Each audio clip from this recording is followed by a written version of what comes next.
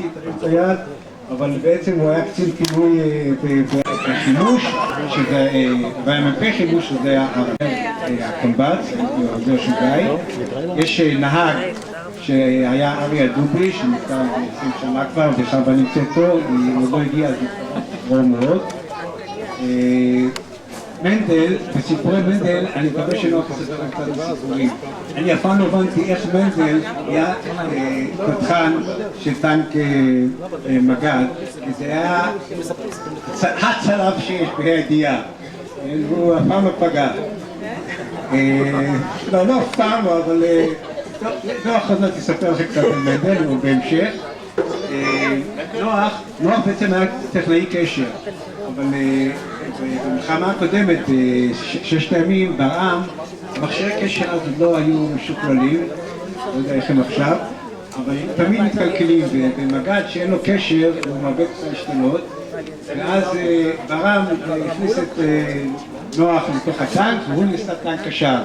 הבעיה של נוח שאין לו מושג מה זה טנק, ואין לו מושג מה זה פגזים, ובטנק יש 3-4 סוגי פגזים. וכל פגז זה מטרה מסוימת.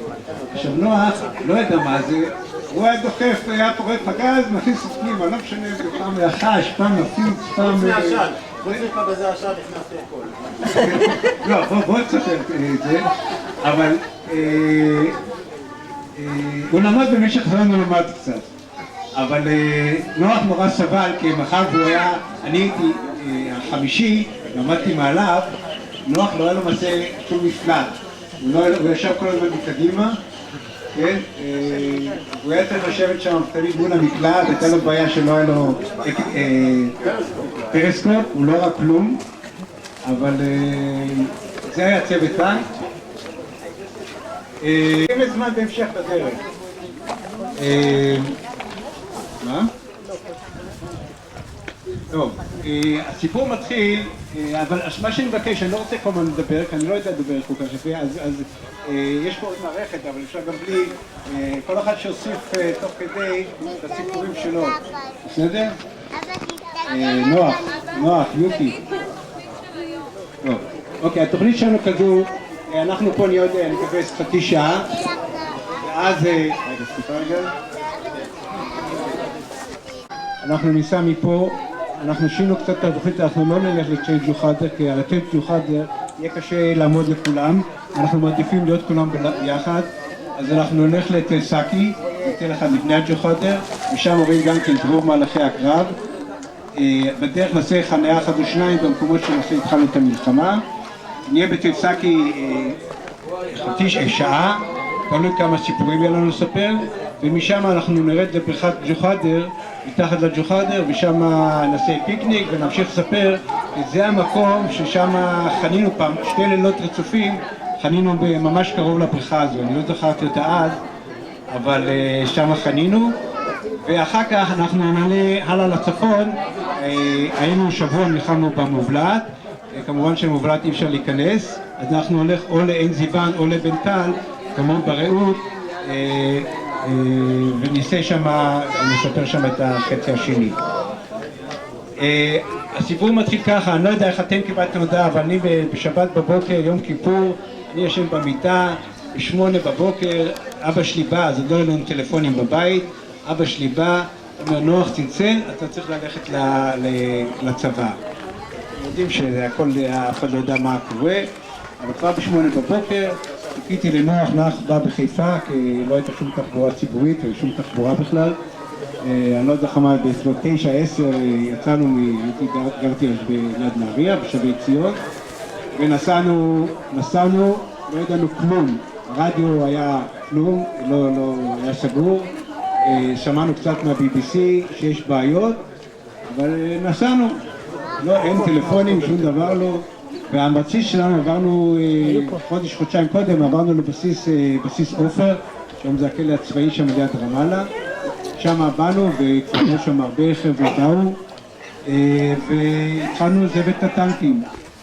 ואתם שמעתם, אני זוכר את הסיפורים שלא היה תחמושת ולא היה ציוד והיה חסר פה, חסר שם. אני חושב כללית, היה לנו את רוב הציוד, יוקי עכשיו סיפר לי שמישהו, האפסנאי נתן לו ככה בגניבה איזה 50 כדורי עוזי לעוזים, זה הנשק האישי שלנו, לא קיבלנו תחמושת, אבל הוא נתן לו ככה מהצד איזה 50 כדורים.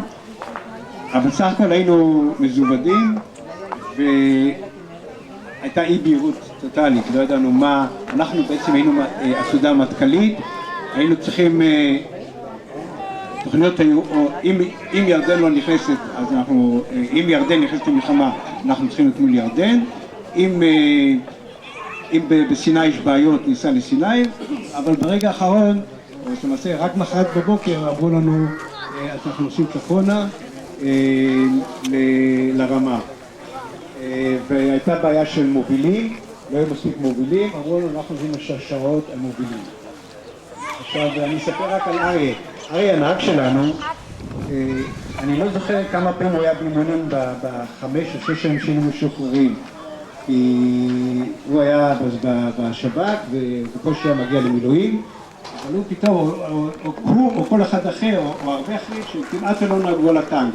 עכשיו, לנהוג על טנק זה לא כמו לנהוג באוטו, ככה הגה, נוסעים וזה. הטנקים שלנו זה טנקים שהיו, ייצרו אותם בשנת 44-5, אחרי מלחמת העולם שנייה. טנקים ישנים שהתשו אותם וזה, אבל מערכות ההיגוי והבילום היו תחת כל ביקורת. והייתה בעיה שהטנקים האלה, הנהגים האלה, צריכים לנסוע פתאום על כביש. הטנקים האלה אנחנו למדנו, התאמנו בנהיגה בחולות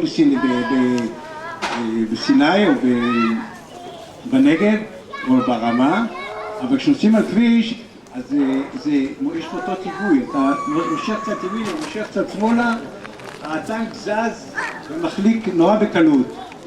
ואני, שוב פעם, אריה לא נמצא פה לספר לנו כמה, אבל המון טנקים נשארנו בדרך, כן, על הכביש הזה, כי פשוט טנק אחד נכנס לבית, ועכשיו יוקי סיפר לנו שטנק אחד עלה על המכונית של ציון שרבי, בועז שרבי, ועוד כמה מכוניות שעמדו בכביש, אנחנו שמנו על הכביש מרמאללה עד ליריחו, ואחר כך על כביש הבקעה, והפעדנו בלמים, טנקים התדרדרו, זה סיפור בפני, אני לא יודע, יש פה איזה נהג טנק, יכול לספר סיפור וזה נהוג הטנק, לא תראה נהג טנק, אבל זה לא הכי פשוט, ובעיקר חבר'ה יש הרבה שנים לא נהגו על טנק. נסענו, לקחנו כמעט כל היום, עשינו איזה חניה אחת ביריחו, ואז לפנות ערב עשינו את חניה אחת מולי בשדה שם כבר רופין, ואתם יודעים שיצאנו מעופר, מהמחנה, 31 טנקים. תרשו כמה טנקים הגיעו לצמח? לא, או 16 או 18, זה הכל רשום. 16 או 18, כל הטנקים האלה, טנק אחד ישר כמו שיצאנו נשרף. וטנקים נכנס לתוך בית, וטנק הידרדר, וטנק דפק פה, דפק שמה, ויש עוד בעיה, השרשרות זה פינים. עכשיו, כשעושים על כביש, הפינים נשברים נורא בקלות. אני לא יודע אם רק זה, אבל המון טנקים פורסו לזחל, ושהזחל, הפין יוצא, והזחל נופל, ואז הייתה צריכה סוגה טכנית, לבוא להקיף חזרה את הזחל. בכל אופן, עכשיו, גם הזמן לקח המון זמן. אנחנו הגענו בסביבות 6 דמדומים, אבל הטנקים האחרונים הגיעו באמצע הלילה. הגענו ממש לצמח, לא התחלנו, שוב פעם, בדרך לא ידענו כלום, אין רדיו, אין טרנזיסטורים, הייתה דממת אלחוט, אסור לדבר בקשר, במדיקה אין הרבה תקשורת, לא ידענו, פה ושם היו סיפורים ושמועות, כי הצופות ושמה, אבל הגענו לצמח, הבעיה הראשונה הייתה, אין דלק. מה עושים? המכליות עוד אין שם, תקועים שם במחנה עופר, מה עושים? יוסי פלד, וזה סיפור ידוע, אמר יאללה, יוצאו לתחנת דלק.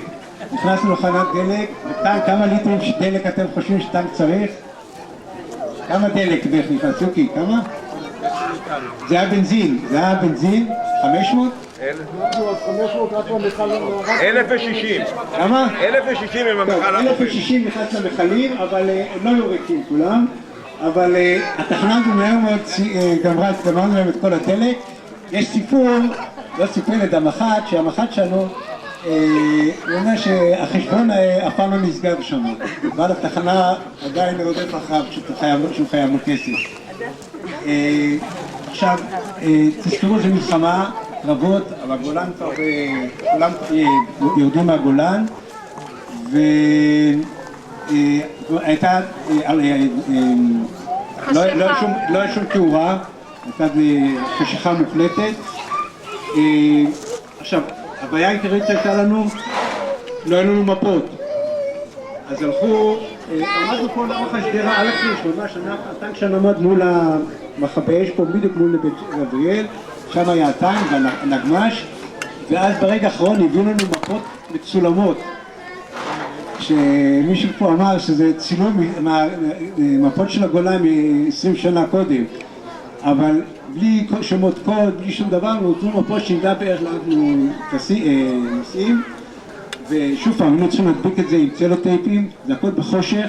אני זוכר שהלכתי, יואל ומי שהדביק את המפות, זה יואל שלצערנו לא הגיע לכאן, הלכנו למכבי אש וביקשנו פנסי רוח. אני לא יודע מי שילדים בטח לא יודעים מה זה, הנכדים עדיין לא יודעים מה זה פנסי רוח, אבל זה היה הפנסים שלנו, כי הפנסים שקיבלנו מהצבא כמובן לא היו בטריות. הדבקנו איזשהו מפות, בהמשך קיבלנו מפות, כן, אבל ליום הראשון עשינו מפות איך תפנח את זה, המזל שרובם הכירו את הרמה. ואז בבוקר מוקדם, די מוקדם בבוקר, קיבלנו הוראה קדימה לעלות על הרמה, הסורים הגיעו עד קרוב לאל על. אנחנו, יוקי, אתה רוצה משהו להוסיף? כן, רוצה יותר משהו. יוקי, פלגי, רועד. אם יוקי לא יספר על הנ"ט, אז אני... עד ש... שומעים.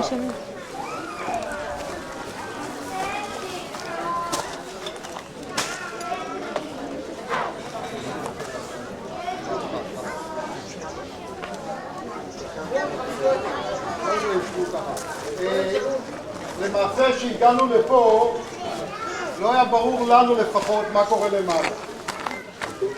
קיבלנו הוראה לעלות למעלה, התחלנו בתנועה על הציר לכיוון נתיב, אנחנו אחר כך שנעלה יום שני בבוקר לכיוון לעלות למעלה, לכיוון עין גב, לעלות לכיוון אל על. עם אי ודאות מלאה. מתי התחלנו לקלוט, אני במקרה הייתי אז הפלוגה מובילה, מתי התחלנו לקלוט שהמצב חמור, אתה עובר ליד עין גב, אתה מתחיל לראות את החברי קיבוצים מנקים תותחי נ"ט בגדרות, נפוליאונצ'יקים היו שם. וכל הדברים הם מוכנים לגלישה של הטנקים למטה, אז התחיל לחלחל באיזה ברוך אנחנו, לקראת מה אנחנו הולכים. והתחלנו לראות למעשה הרבה מאוד רכבים שמתחילים לפנות פצועים וכל מיני אלתורים, רכבים פרטיים, ג'יפים, כל הדברים האלה, הורידו אותם פה למטה לאזור עין גב, וכנראה פה באזור הזה היה נקודת פינוי של נפגעים. למעשה לא נתקלנו בשום דבר, אנחנו רק נעלה למעלה עד שהגענו פחות או יותר. יש שם את המפעל של התעשייה האווירית מצד שמאל, ושם ירדו עלינו מיג 17, ובאזור הזה פחות או יותר היה לנו את הנפגעים הראשונים, ואנחנו המשכנו הלאה. למעשה קרב המגע הראשון שלנו היה באזור נוב, שזה יישוב כיפה לפני רמת מגשימים. אנחנו אין לנו זמן פה היום, אבל כשאתם באים באופן פרטי לטיולים, יש שם מצפה אופיר. מצפה יפה לזכרו של איזשהו בחור מגבעת יואב שנפטר. שווה פעם לעלות במסגרת ביקור פרטי, לעמוד ולראות אם היו מגיעים הסורים, יושבים, למעשה אתה רואה משם את כל הכנרת, והיכולת שלנו לטפס למעלה הייתה מאוד מוגבלת וקשה. לגבי הנושא של עוד דבר אחד, דומה יותר לטנקיסטים. יצאנו עם טנקים בלי תיאום כוונות. מה זה תיאום כוונות? מה זה תיאום כוונות? של התותחים, ולמעשה פה, באזור צמח, לפי הוראה של גיא, תפסנו איזשהו בריכת מים של אחד הקיבוצים, והתחלנו לעשות תיאום כוונות כי אם היינו, בלי התום כוונות האלה נכנסים למעלה, כל פגז שהיינו יורים היה הולך לכיוון אחר. תיאום כוונות זה שמכוונים את התותח יחד עם המשקפת שיש כל המערכות האופטיות. כל המערכות האופטיות. אני חושב שזו הסיבה שהטנק שלנו אף פעם לא פגע, כן מנדל לא ידע לעשות תיאום כוונות. מנדל ונוח. הם לא היו טנקיסטים. טוב, אוקיי. יש פה בחוץ שני אוטובוסים, מחכים לכם, אני מקווה. כשהגענו למטה, אפשר לדבר על תחנת צמח שהדביקו את המפות. אחר כך, ביום שני, עלינו פה למעלה. מה שהוא סיפר, היה ויכוח בין מפקד האוגדה שלנו ואלוף פיקוד צפון. אלוף פיקוד צפון רצה שנתמקם על הקשרים ולמנוע את הירידה של הסורים לכנרת. מפקד האוגדה הזה הציע ונלחם על זה שנעלה למעלה. בסוף בוויכוח הוא לא הפר פקודה, אבל בוויכוח הוא שכנע. מי שהכריע זה חיים בר-לב. כן, לא הייתה פה, זה לא כמו שהיה עם אריק שרון וברן וכל הדברים האלו, אלא פה הייתה החלטה בסוף לעלות לרמת הגולן, וכנראה זאת הייתה החלטה נכונה שנתקלנו בסורים, שם באזור בני יהודה וקצת הלאה, ואז התחילו להרוויח ולדחוף את הסורים בחזרה מעבר לגבול. ההמשך יבוא שם למעלה בסאקי. מילה, פצועים למטה, ועל הקצרה של ההר אנחנו מבצעים ירי של אפסי 3 כמסגרת ניסוי כלים לעלות למעלה. הפרצוף שחשב את ההורים יסבירו. יום כיפור, פה ממש מצד ימין, הכניסה למצפה אופיר.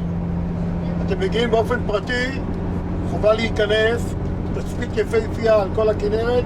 אמרתי לכם, מצפה אחד זה מצפה שלום באזור כפר חרוב. המצפה השני, ופה פעם, לפני הרבה מאוד שנים, היו נוטים לעלות על חדר האוכל של מבוא חמה. גם שם היה תצפית יפהפייה. מקבלים פה התקפה של מיג 17 שיורדים עלינו פה מצד שמאל, או ימין שלי כרגע, זה מפעל של התעשייה האווירית, ופה למעשה יש לנו את הנפגעים הראשונים. באיזה שעה זה היה? מתי הגעתם למעלה? באיזה שעה זה היה? מתי הגעתם למעלה? 5 בבוקר. הוא חושב. איילה, את מקסימה חמודה. צהריים. צהריים, משהו צהריים. היה בצהריים. צהריים. מה צהריים? יוקי, איזה צהריים? אם זולטי אומר הוא עוד זוכר, הוא בין הבודדים בחבורה שזוכר.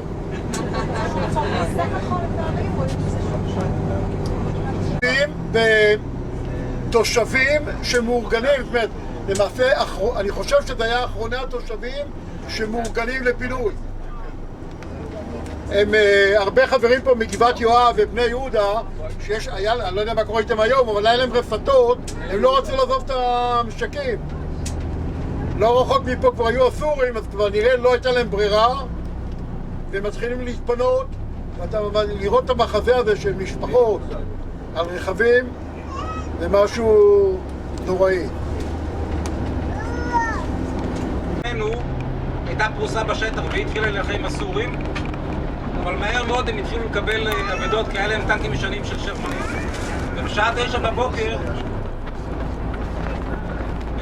בבוקר מוסא נתן פקודה ליוסי פלט להחליף את חטיבה 9 בחוד, ומאותו רגע חטיבה 205 היא החטיבה שהובילה את כל התקפת הנגב.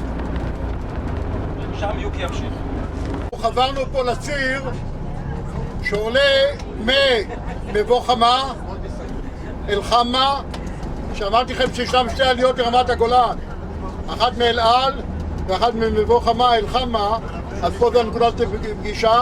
אנחנו עולים למעלה מצד שמאל, גם אז היה פה שדה התעופה של היישובים. בזמנו הם שימשו אך ורק כשדה תעופה למטוסי ריסוס בנושא של החקלאים. אתם יכולים לראות היום שמשמש את הצבא בנושא של מפלקים, מלקים וכל הדברים המעופפים אחרים שיש להם. ממש פה נפגע הבחור מהחבלה. כן, זה מה שמעתי. ממש פה, ליד התעופה. יש לנו בדיוק 50 איש באוטו.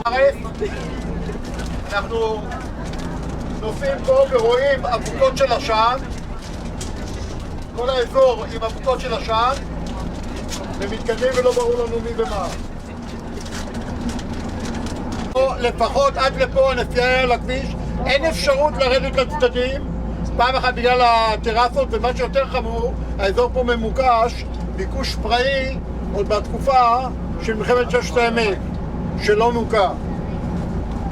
מבצעים פריסה, זה היישוב נוב, ולמעשה ממנו זה מפגש ראשון שלנו עם טנקים סורים, ואנחנו מחליפים את מי שאמר קודם אלדד, את השרמנים של ספר הם היו. חטיבה 9. ספר. לא ספר, חטיבה 9. חטיבה 9 זה בן פורש. עמוד לבן פורש, נכון. הם היו עם T34? מחליפים אותה. לא.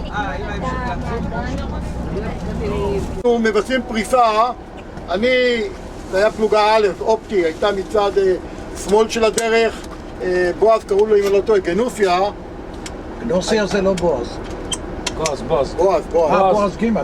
כן, הייתה מצד ימין של הדרך והתחלנו להתקדם, ופה למעשה מתחיל קרב המגע הראשון עם הטנקים הסורים. עד לפה הם הגיעו, מבחינת הסורים, הגיעו לפה. למה הם נעצרו? מזל שנעצרו. אנחנו כולנו חכמים בדיעבד, ובמרכז הרמה הם נעצרו פחות או יותר ליד מעלה גמלה מבחינת הדברים. כי את אחת הסיבות שאומרים שהם נעצרו פה, אולי בגלל זה שהם פתחו, א' הם היו בשוק שהם רצו כל כך מהר והיה להם הישגיות, והם התרחקו מהדרגים שלהם. הייתה להם גם כן בעיה של אספקה של תחמושת ושל דלק, והם התחילו לעכב את הלחץ, ולמעשה מפה אנחנו מגיעים לפה משהו בסביבות 2, 3, משהו כזה, ומתחילים כעת. עוד הפעם, למזלנו, השמש בעורפנו. זה הרבה יותר קל לבצע ירי ולא להיות מסונבר כשאתה יורה ממערב לכיוון מזרח. רק תציין שזה במדרון עולה. וזהו, עוד פעם נמשיך הלאה בהמשך, תראו, יש פה גם כן מגבלה בשטח, זה ימת חיטל. היום דרך אגב רמת הגולן מלאה מאגרי מים שהם עשו על ציר המפלים לעצור פה את המים, מאגרים סדר גודל של אפילו 20 מיליון קוב מים שעוצרים אותם. ימת חיטל זאת הימה הראשונה שלמעשה עוצרת פה את המים, והיא מבחינת השטח מהווה מגבלה, אתה לא יכול לעבור שם, היא לא רחוקה מפה. בקטע הזה גם פה אנחנו רואים, אם אני לא טועה, אחרונים שעזבו את רמת הגולן זה היו אנשי רמת מגשימים, שהם גם כן הייתה פה התנגדויות, כן נעזוב, לא נעזוב, כן נעזוב, לא נעזוב, ואנחנו באים לפה, ותוך כדי כל הבלגן אתה רואה אוטובוסים עם משפחות יורדים למטה. לאיפה למטה? אני לא יודע, אבל ירדו למטה וקלטו אותם בקטע של ההמשך. אחד הסיפורים לגבי הסורים שהיו על המצוק ולא ירדו למטה, זה היה בגלל שזה היה איזה חלק מפלוגה. המ"פ דיווח למפקדים שלו, אמרו לו, אידיוט, אתה לא יודע איפה אתה נמצא, תחזור מהר. וזה המזל היחידי, שאחרת הם היו מתחלקים למטה.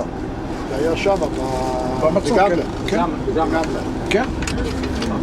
סיפר של 504, זה לא ב-504. של רמת הגולן. עד לפני, לא יודע מתי, היה פה גם אבני בזלת שחייבו את הרכבים לנסוע, לעשות מין בחלק למעלה ליד האינסטנטם סיבוב. אני רואה שהיום הכביש פתוח, למעשה אתם יכולים לראות עוד מעט את תעלת הנותק ואת כל האזור הממוקש. אני רואה התעלה כבר גם כן מלאה. חסומה בטח. וממש מגיעים לג'וחאדר. מבחינת הטילים שקיימים פה, זה תל פאקי הקרוב, אחריו תל הג'וחאדר, שהוא בעברית נקרא תל אורחה, וגבעת אורחה, ואחריו זה תל פארס. הציר בזמנו מבחינת קוד במפה נקרא ציר טיפה. טיפה, ציר טיפה. טיפה, כמו טיפת תראו, מה גשם. זה נקרא מושגים שנשארים, אני...